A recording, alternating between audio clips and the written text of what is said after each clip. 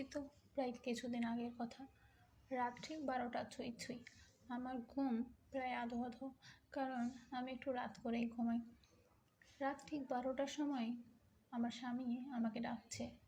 ঘুম ঘুম চোখ মেলে দেখি আমার সামনে 5টি গোলাপ, অনেকগুলো চিপস, চকলেট, 2 ডজন কাচের ছুরি আর অনেকগুলো চুলের খোপা।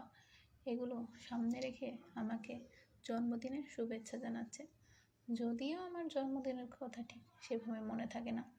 সে আমাকে বলল অফিসের ব্যস্ততায় সেভাবে কিছু কিনতে পারিনি। এই কথা বলে নিজেকে যেন খুবই অপরাধী মনে করতে লাগলো। তার এই সামান্য উপহার পেয়ে আমি খুশি কিনা। যদিও সে জানে আমাকে সামান্য একটা ফুল দিলেও আমি খুশিতে আত্মহারা হয়ে যাই।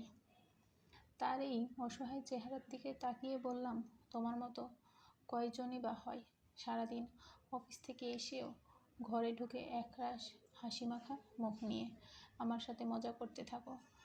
ক্লান্ত থাকার পরেও হাসি মাখা মুখ নিয়ে বাসায় আসো। সেই মানুষ আমার জন্মদিন মনে রেখে এত কিছু নিয়ে এসেছে, এটা আমার কাছে অমূল্য। সে যেন আমার কথা শুনে স্বস্তির নিঃশ্বাস নিল।